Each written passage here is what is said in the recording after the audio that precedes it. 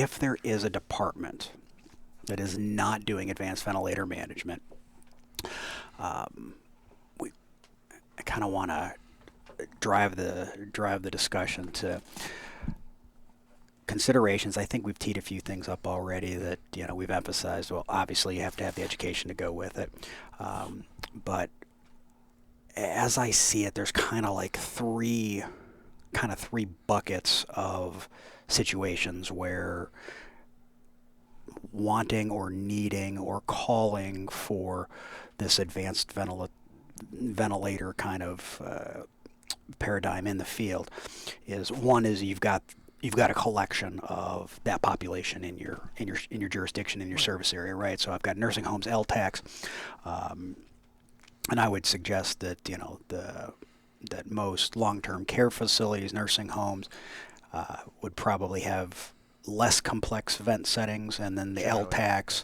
are may have some of the more exotic, harder to manage vent.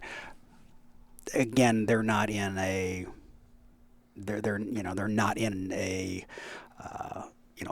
they are in a hospital by letter of the law, but they're not in acute they're care. not in acute care. Thank you. That was kind of where I was going with that. Is they have some, so they may be on some more advanced things, may be able to handle some things that you wouldn't expect at local nursing home with patient on very basic assist control modes. The second kind of bucket is the department that maybe already has that advanced ventilator and wants to use it during cardiac arrest, during, all right, I already have this thing, why don't I use it on these other patients that I need to breathe for as well? And then the third bucket, which is what everybody wants to talk about here, is the non-invasive components, the CPAP, BiPAP. So we've kind of structured most of this already from the departments that have the LTAC, have the long-term care population already. Is there anything else that really needs to be said based on all of the lead-in? I don't know that much. The only thing that I think that we didn't touch about, and I know that right now you're adults, is I think that a large population of patients that are on ventilators, especially coming from home, are going to be a pediatric. Agreed. Great point. Agreed. Yeah. So, do you want to talk about some of the intricacies of the pediatric population? They're probably not going to be intubated. They're going to be trached, right? Yeah, generally speaking, going to trachs. be trached. A lot smaller tidal volumes, but they still have their own protocols. And I'm an adult specialist, not necessarily kids specialist. But they're going to come with a whole bunch of other host of problems because the reason they're trached in the first place, or the reason they're on a vent at home for the first place, is because they had some sort of underlying comorbidity or underlying disease process that ended up with them in that situation. So they're not necessarily going to be the patient that was sent to the hospital for a COPD exacerbation, intubated, couldn't get off the vent, ended up trached, and sent back to an LTAC. They're going to be a little bit more complex than that. The other point to that really falls in line with scope of practice, right? So we run up against some scope of practice in the pre-hospital setting. And I don't know, and again, I'm approaching this from an Ohio perspective, right? So, what we do in the state of Ohio. By scope of practice, I am not permitted as a paramedic to manage anybody under the age of 16 on a ventilator. There's ways around that if, a caregiver at home is trained and bring their native vent. And, again, there's navigation, right? But there may be some regulatory stop points in some places. So it's obviously incumbent upon you to know laws and rules and rules of engagement and wherever you're at for the pediatric patient. I kind of leaned into this with we might not have quite as complex of a patient at a nursing home from a ventilator mode standpoint versus an LTAC versus like in hospital. But what we didn't kind of talk about in the physiological portion of that are some of the modes. Are some of the modes. We talked about the 10,000 foot, but may not necessarily say those things we talked about on the buttons on my machine. Sure. So I guess before. Or when I put the order in Epic, because I always have you guys sitting over my shoulder, like, which ones do you want me to put? Yeah, right. Right. So, like the common stuff, assist control, SIMV. What are some of those common modes? What changes with the logic on the machine is how it delivers those Sure. ventilator settings that you have chosen, right? Yeah. So, We need and to touch that. some of this is nomenclature too, between different manufacturers of machines, That which is a makes it even more huge difficult problem. to Yes. sort out, right? But generally speaking, if we're looking at the most used modes that we see out there, ACVC, or assist control volume control, is the one that's predominantly used at our hospital. And you could say that from a volume control standpoint, that's what a lot of facilities are using. And that could be labeled either ACVC, it could be labeled CMV, depending on the machine. Again, nomenclature. And they stand for certain things. But essentially in those modes, what we're doing is we're providing a certain tidal volume to the patient. It's a volume mode, ACVC is. And CMV, if you're picking up on the V part of it, that stands for the Volume. Yeah. volume, and or can stand for volume, or ventilation, depending on the nomenclature. Oh, fair. But, volume control is going to be predominantly ACVC or CMV. We're also looking, when we look into pressure control modes, we're looking at PCAC or ACPC, depending on how it's written on that particular machine. Right. And in those modes, both ACVC and ACPC, we're delivering a set respiratory rate at either a set volume or a set pressure. Okay, and we're taking full control or assuming full control of the patient's ventilation. Okay. As we move into other modes like SIMV, synchronized intermittent mandatory ventilation, we're now giving them either a pressure or a volume with each breath, but then we're allowing them to do their own spontaneous breathing in between those machine breaths. So it's kind of a hybrid between full support and a spontaneous mode, which are spontaneous modes in the hospital. We refer to them as pressure support mode, where the patient dictates how fast they're going to breathe on their own. Yep. We don't set a rate. We don't set a tidal volume. The only thing we set a very small amount of pressure support so that when the patient breathes in, they kind of have a little bit of oomph Push, to supplement. Remember in medical school how they teach us to assist someone's ventilations with an ambu bag and a mask. First of all, if you've ever done that, it's not as simple as they made it out to be. It is right? 100% not as simple. But that's what we're doing in CPAP, pressure support mode. In our hospital, we call it CPAP mode, but we understand it as pressure support mode. Every time that patient takes a breath, it's kind of like squeezing just a little bit just to help them overcome the resistance of the tube. Tube, the circuit, Right. So when you're approaching someone's ventilator, that's one of the first things you need to do is figure out what mode are they in. And generally, it'll be a small label on the machine. On our Draeger machines, of course, it's an ICU ventilator, but it's in the upper left-hand side of the screen. Same with the Hamilton transport vents, upper left-hand side. You have to figure out what mode they're in before you can really go any further. And then after that, then you would determine what your settings are. You bring up a very, very challenging point if you interface with a lot of ventilators, is that nomenclature. You would think it would be a industry-wide standard, but everybody kind of develops these little nuanced portions of how they deliver that ventilation, and they're going to term it something just a little bit different than this guy over here, because they've got rights and they've got patents and stuff on this, and they've got rights, and where at the end of the day we're doing similar, if not exactly the same thing between all these. I mean, I have a chart of all the different makes and models. You know the chart I'm talking about. All the different brands, and here's all the different settings, and here's what it looks like on this vent, and here's what the term is on this vent, and here's what the term is on this vent. So if you're interfacing with obviously critical care transport teams, that's going to impact most people the most. If you're going to let's say you are a municipal department and you're going to, you've got an LTAC, or you've got and they've got XYZ brand and you've got ZYX brand. That is a great point. It's like you need to get ahead of that and get out there and look at their stuff, and they'll be able to translate, hey, this means this on their ventilator. This is what it means on our vent, or this is how to translate it onto our vent.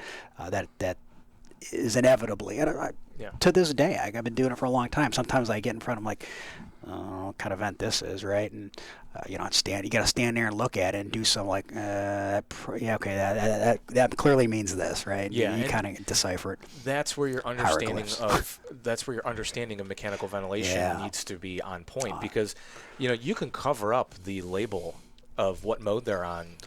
To most respiratory therapists, you can cover up the label, and they can look at the settings and say, or the waveform, and say, oh, okay, I see a respiratory rate, I see a tidal volume, an FiO2 and a PEEP, but I also see a pressure support in there. If they're receiving pressure support and a set tidal volume, that tells me they're on an SIMV mode, and it's a volume-controlled SIMV mode. So if you understand the concepts of how you accomplish ventilation and what settings kind of go with what modes. The mode doesn't necessarily the name doesn't matter as much. Right? Yeah, that's a great point. The bucket of patients that are already on ventilators. If we said, okay, I've already got this tool, now I want to use it on cardiac arrest. I hope that everything in the recording up until now has already teed somebody up for it's. Even though we use the BVM analogy, there's more to it than just an automated BVM. I'm going to have to. If they decided to use it in that capacity, where would you start on an unknown, right? So this is an arrest. This is a respiratory arrest, cardiac arrest, respiratory failure that we've taken their airway for whatever set of circumstances. You've got the tool. You want to use it. Your medical director, most importantly, has authorized you to use it in said cases. I would hope he or she would have had this lead-in discussion long before, other than just giving you the blessing to do it. And you've received training commensurate to your device. Where would you suggest somebody start with some basic settings to get going before we start kind of maneuvering stuff? And Sure. So, number one, this comes down to a well-built protocol. Yeah.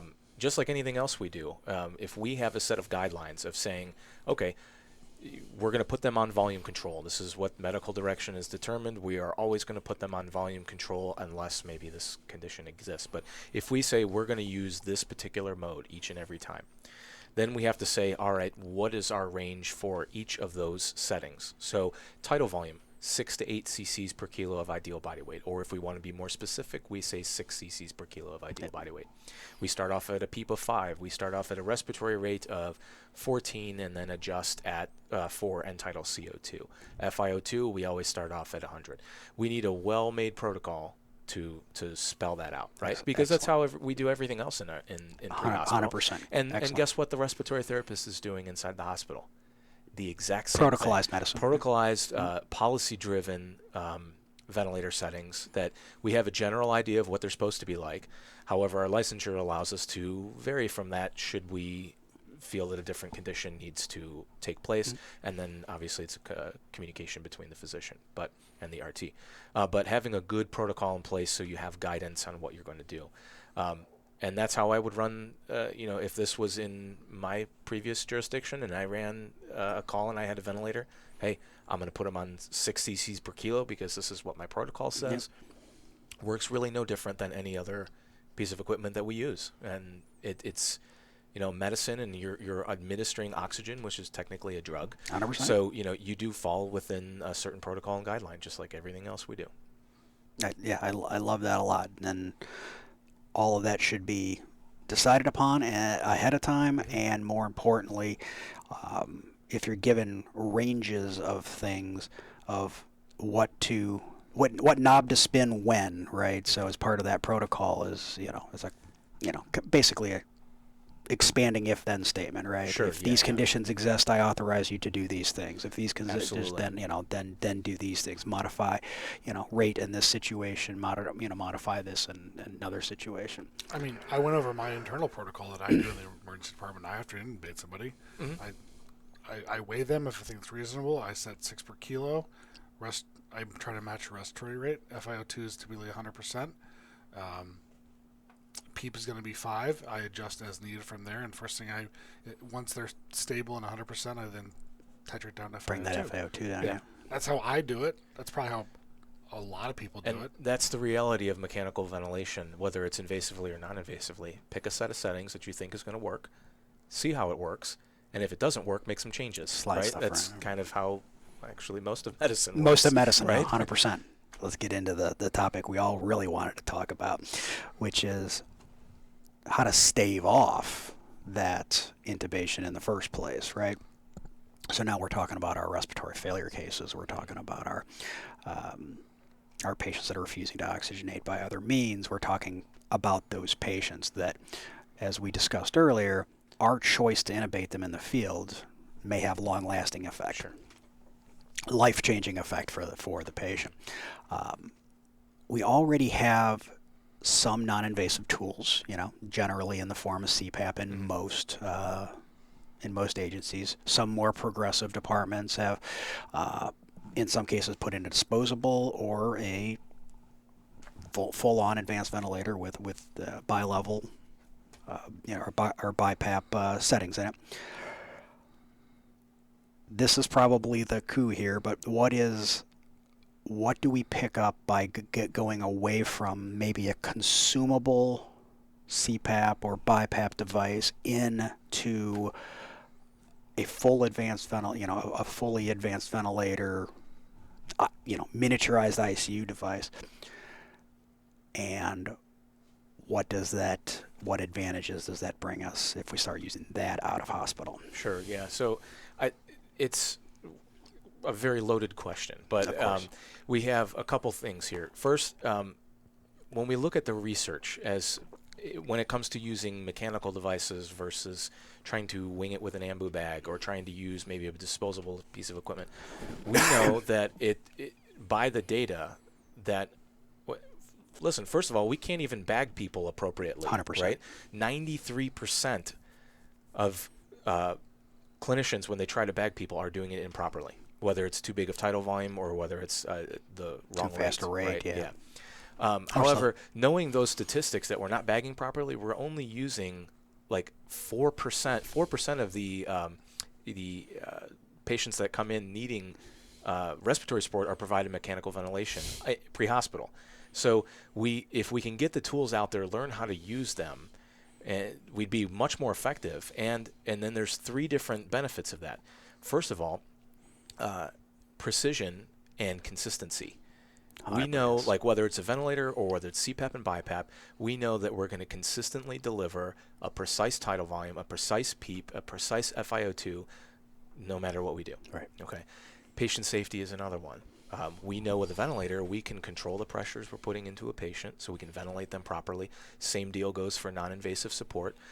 We can give them a safe FiO2 based on what they need. And then lastly, we have the manpower support 100%. That we save. So, maybe not from a non-invasive ventilation standpoint, does it free somebody up? I mean, it does, but if they were already on a disposable piece of equipment, we've taken care of that. But if you are having to bag somebody all the way to the hospital, and like in my previous agency, we were 25 minutes away from a facility. That's a long time to bag somebody, not to mention the bagging you were doing on scene. And could I do it? Yeah, I've done it. But man, would it have been nice to have a mechanical ventilator. I put it on. It controls literally everything as far as consistent minute ventilation, consistent FiO2, consistent PEEP, and then I'm freed up, especially in an agency that's a lot smaller than others, I'm freed up to focus on making sure I got the right drugs in when they were supposed to be there, making sure I'm calling an appropriate report, making sure I'm taking care of everything else that needs to be taken care of. So the machine serves a lot of purpose. When it comes to using non-invasive in the field, we obviously have those same 3 benefits, but we also have the ability to change between different modes. And I know poor Donnie Zimmerman would get anxiety every time we talked at Con Ed and at my department about the use of CPAP in someone who is struggling to breathe, because we as respiratory therapists and as ER doctors, we have to think like, well, what's causing that? And we will revert back to our thinking of, is this an oxygenation problem or is this a ventilation problem? And I can tell you that if you put the wrong person on CPAP, you can cause way more problems than what you started off with in the beginning. Because what does CPAP do? It traps a lot of air in the chest, and then you can end up having more CO2 problems. Yeah. So if you have your COPD exacerbation patient that you put on, and you put them strictly on a disposable CPAP unit, if they already had a high elevated CO2 level, you're going to make that potentially go even higher. So we have to be very, very careful with that. So the benefit of having one of those machines, the newer ventilators that can do non-invasive, is you can go back and forth between CPAP, BiPAP, depending on what you feel the disease pathology of the patient is. So, and I think that big pickup there, and I guess let's kind of focus on that statement and what is the additional benefit of the bilevel or BiPAP. BiPAP is a brand name, is a trade name. Right. Trade name, brand name, trade name. I think it's trade name. One company came out with One company, yeah. So we have to be very careful. Trademark, I don't called know. non-invasive. Yes, yeah. Non-invasive is the overarching, but two pressures, bilevel, Right. As opposed to the CPAP. Most agencies, again, some progressive agencies are already using bilevel or BiPAP, as we colloquially call it, in the field now. But what's the advantage of one over the other? So ventilation versus just strictly oxygenation. So the CPAP mode is going to continuously apply pressure to the airways all the time. One flat pressure all the time. Okay. When they breathe in, they get the same pressure. When they breathe out, same pressure. In between breaths, same pressure all the time. Okay. We have to differentiate between what are we trying to fix here.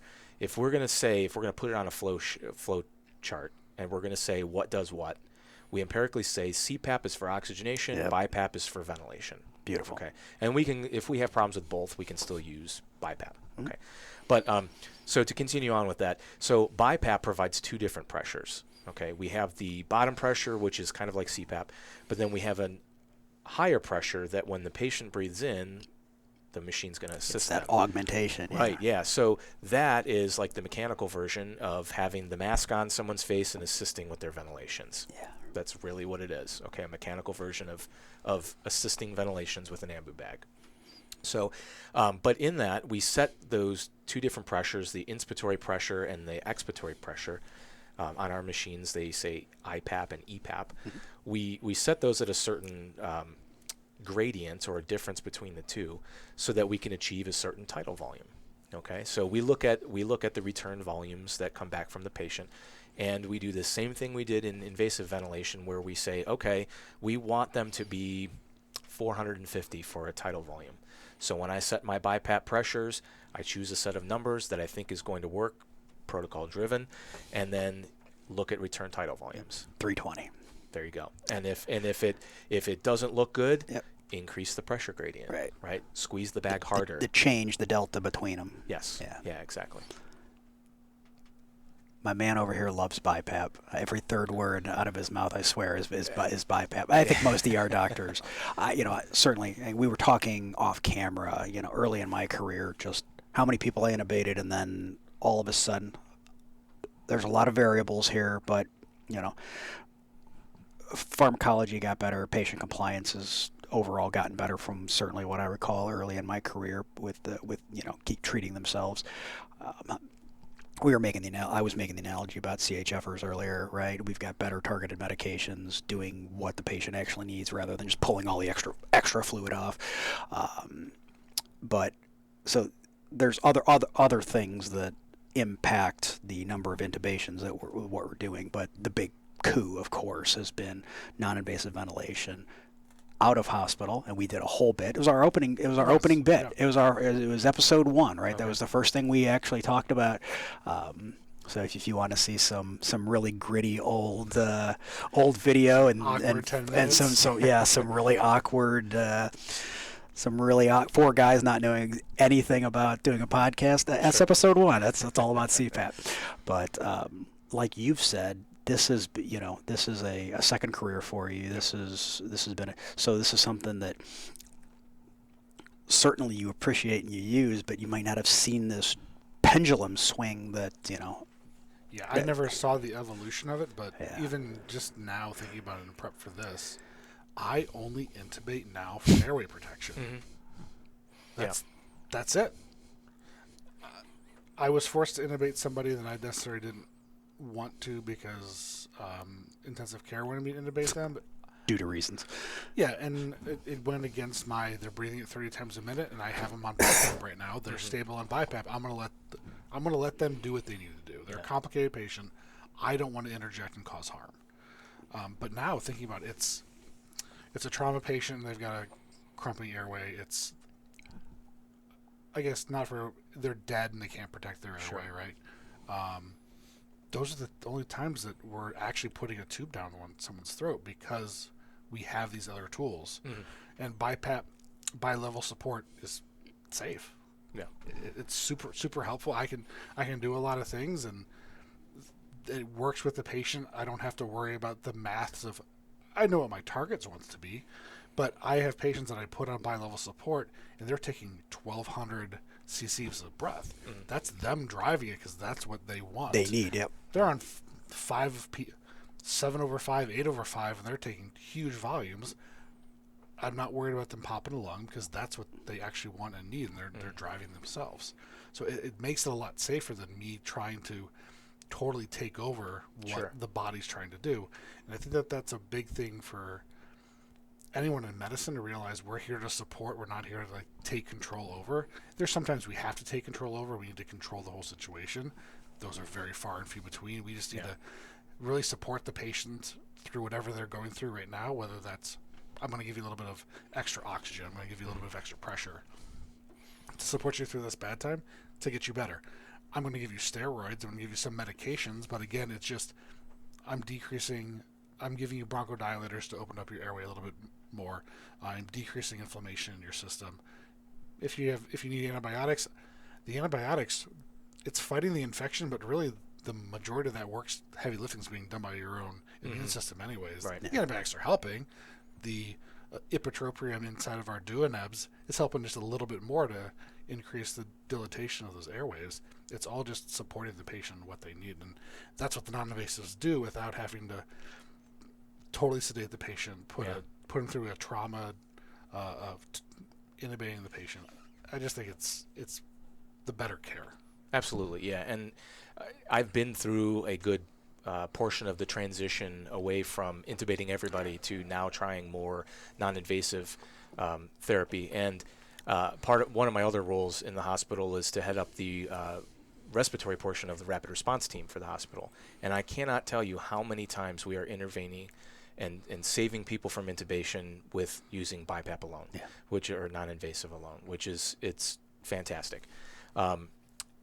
When it comes to our ER, we're throwing so many people on non-invasive. It's like we might be supporting the non-invasive industry on our own just with CMC. But it's definitely saved a lot of tubes. And in the past, we used to have a threshold. The respiratory industry used to have a threshold of if their blood gas was less than 7.25. Yeah. I'm sorry, but you get intubated. That's how it was. We had to control you. Yep. Yeah, now that's crazy. That's fine. Well, now we're seeing people in the 7.15, 7.17 that as long as they're mentating well, we're still going to try everything that we can do on non-invasive support before we put a tube in. And this kind of circles back to the point that we made earlier about intubating people that otherwise may not be able to get off of the ventilator. Why are we intubating these people in the first place? Because their CO2 is high. Well, why is their CO2 high? Because they're a chronic COPD patient that has exacerbations periodically. Who's one of the worst or more difficult persons to get off of a ventilator? The COPD, chronic COPD patient that has frequent exacerbations. So if we can rescue them with non-invasive, that's most certainly the way to go. And kind of the lead into the different type of machines that we use now. We've been able to do non-invasive on some of these transport vents for a long time. I mean, the LTV was capable of 100%. It was a little crude, but it worked. But some of the machines we have now, whether it's the transport machines or even the in-hospital machines, we can do almost everything that we would do on a ventilator. We're just using a mask. In fact, during COVID, we had to train our anesthesia staff to use our BiPAP machines or our NIV machines as ventilators in case we needed to do it. And it has a specific mode that, PCV mode it's called, and guess what? It stands for pressure controlled ventilation. We can use it on an ET tube. So if I can use that with an ET tube, why can't I use it with a mask? Yep. The only difference here is if that patient can't protect their airway anymore, then at that point, we have to go to invasive ventilation. The big training for me was I was kind of in that swing, and there was don't intubate your asthmatics. Don't intubate your asthmatics. For the love of God, don't intubate your asthmatics. Yeah. Use all of your non-invasive support. And in kids, a lot of, I want to say Airvo, but high flow nasal cannula. High flow nasal cannula for the pediatric patients. Or bi-level support. Give them some extra support, but do not intubate them. If you have to, you have to. If you do, we're going to make certain drug choices to facilitate that. But you don't want to mess with whatever's going on with those asthma exacerbations, especially in the pediatric population. Right. Absolutely. And we don't. My only kid that I've ever intubated was a trauma patient. Okay. And I took that way, and again, took that for airway protection. That is why they got intubated. Right. Closing thoughts for a department or a provider that is considering doing this. I think we've already hammered the training portion of this. I mean, this comes with increased cost. And absolutely. That cost is not only the device itself, the consumables, right? Because the circuits don't get reused. Right. The device, the consumables, the training. Yeah. Yeah. I mean, there's that human factor cost, right? Of getting them up to speed. You've talked about knowing the piece of equipment. There has to be some sort of a commitment from and buy-in from the providers themselves. They have to want to do this, right? You can't say, I have found over my time managing a wide array of paramedics and EMTs that there are people that want to learn and know mechanical ventilation, and there's people that will do everything in their power to steer away from it, and they don't want to touch it, and it's some sort of voodoo that nobody can understand. Taking those people and mandating them to be awesome ventilator clinicians, I think, is an errant thought to begin with. I think the people that want to do that are the ones that are gravitating it. Well, they're also the people that are EKG experts, right? That can give me a run for my money from an EKG standpoint of interpreting. Great point, yeah.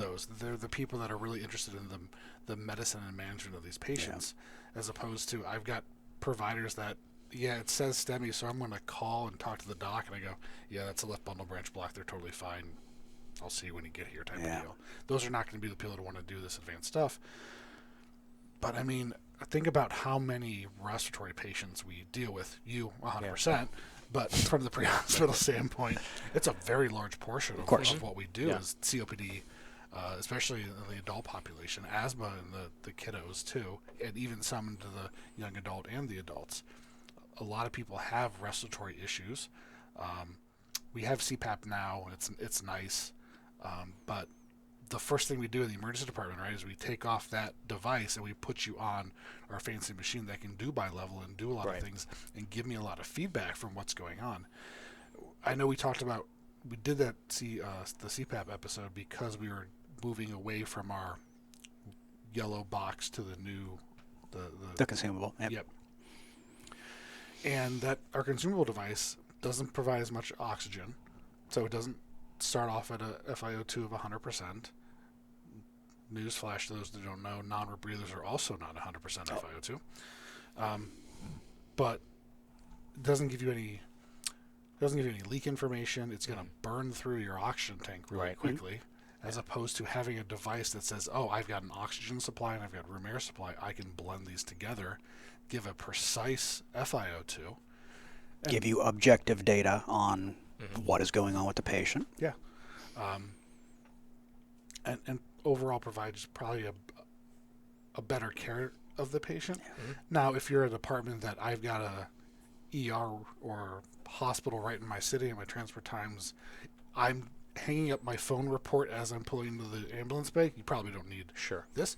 But if you got decent transport times, you want to take excellent care of your patients, and we all have respiratory patients, I think that this is the way. this is the way to go. We have a few waves of the future that we've talked about. Obviously, having 12 leads in the field and having the advanced either LifePak or Zols have changed how we provide care. Having CPAP in the field has changed how we provide care. I think maybe going to a more advanced device really is going to possibly change care. And I talk about this in my squads too, because I harp on, because respiratory patients are a large portion, please get those steroids in soon. Give them your breathing treatments. If you have any concern, put them on CPAP. Blow those duodenums in with the CPAP. Push them down a little bit farther into their alveoli tree, so you actually get them down into the alveoli and not just ventilating dead space. So put them on the support. Give them steroids and bring them to me. The sooner you get that steroid on board, the sooner I can send them home. Right. I have bridged people from in many cases, CPAP, from non-invasive positive pressure in the ER, and if my hospital's full, I might be able to bridge you home. Right. Yeah. I can. I feel great out in this mask. All right, we'll take this off. We'll redo some blood gases. We'll watch for an hour. You feel better. Here's some steroids. You get to go home. Yep. I saved you an admission. Yeah. I saved the hospital admission. I saved you risks from coming to the hospital. I think that if we could do this earlier, absolutely, only going to make things better. The other thing I think that we kind of in a roundabout way just talked about it. It adds complexity, and again, that goes back to culture. Is your team has to want to accept the additional complexity to provide better and better care for all of those reasons we just talked about. Any other thoughts for the ventilator in the pre-hospital space overall? No, I think we covered the majority of it. It is a big change for a department to take that on, and it's not just a one and done change. I mean, you this type of piece of equipment, you need continuing education at least once a year if you're not using it regularly. So that's something I think a department needs to pay attention to. Is like, hey, we can spend the anywhere from $16,000 to $25,000 on this piece of equipment, but guess what? Every October or whatever, July, whatever it might be, now we got to pay people to be trained on it again continuously and maintain it and maintain the piece of equipment, right? And the disposables and all of that. So, as long as you have the commitment from the department and the support of the education, and the protocol system that's built and the medical direction support, it takes an entire community of support essentially to make something like this happen. This program work. To Dr. Hill's point, it's the wave of the future. It's coming. We will see non-invasive in the future. It's already being used. I mean, we're sending people home on it. Yeah, I mean, there's trials going on right now in large cities, and I know you spoke to the short transport time, and my first inclination would be the same. Well, if you're 10 minutes away from the hospital, you probably don't need to go on BiPAP at the home. It'll take you longer to put the machine on and all that than to just drive there. But there's a very large city right now that's trialing non-invasive use in the field, and they're having some very positive results. So, we'll see where the future takes us. That's the same hospital with the 6-minute transport time that's got 2-hour wall times, right? the patient still ultimately gets the benefit, right? Sure. Yeah. Well, one of the things we're looking at, I don't know if I even said this, is we're looking at a study of looking at CPAP versus BiPAP pre-hospital, because there's now newer devices out there that are disposable BiPAP devices. Okay. You flip a switch and put them on bi-level support. Yeah, that'd be great. I think, boy, we unpacked a lot of stuff today. No, the thing that I guess I'm going to take away from this is I'm so ingrained in my mind to do volume support that I might just try pressure support on my next patient. But my last patient I intubated was probably a month ago, and again, it was for airways. It was a GCS of 6, right. And decreasing. I think they came in at 9. I think they got down to 7 or 6, and that's why I decided to intubate them. I also had a head bleed, but that's why it was for airway. It was for airway protection. So maybe those are the patients that we had the conversation. If I've got a bleed, we need to make sure we're hyperventilating this patient because of that reason. Okay. Yeah, I mean, when it comes to differentiating whether I want to use volume support or pressure, or volume mode versus pressure mode, what we already kind of talked about it. What are we doing when we put somebody on pressure control? We're targeting a tidal volume. Yeah. So really, I can ventilate anybody in any mode. Okay. It's just a matter of manipulating settings. Okay. Yeah. So, does pressure control ventilation work better on some people? yeah, there's certain cases when we would use pressure control. In pressure control mode, you do have a higher mean airway pressure, which has been linked to improved mortality rates for poor oxygenation. So in that case, yeah, it may be beneficial. But your standard intubated patient, either way. We use a lot of SMIV. What do you say? SIMV. SIMV, yeah. And a lot of my patients, even though I'm using paralytics, they overbreathe the vent. Okay. So I might set them at a rate of 16, but they're still overbreathing the vent once the paralytic wears off. Yeah. And SIMV has its place. There's times in our hospital we do use it. Most of our RTs, when they hear, oh, they're in SIMV mode, you get an eye roll. But it's generally being used in the setting of weaning the patient off the ventilator. But there's been some very good studies out there in the past that say that's really not any more effective than just switching them over to a spontaneously breathing mode and then getting them extubated. In fact, some studies have shown it actually prolongs intubation time because they spend more time dialing back machine support and allowing the patient to breathe on their own than they would if they would have just let them wake up, let them do all the breathing on their own, and then get them extubated. Yeah, that makes sense. So, but it has its place. And in the flight community, I've heard, and I don't know if this is still true, but that they would sometimes use SIMV because of the vibrations of the aircraft triggering the ventilator. So that may be another good place for it in the consideration. Setting, yeah. All right, guys. This has been awesome. That's exactly where we wanted to go with this, and man, we appreciate your time. And like I said, this has been absolutely fantastic. I appreciate you having me. Thanks. We'll catch you next time. Yeah. Thanks. Bye.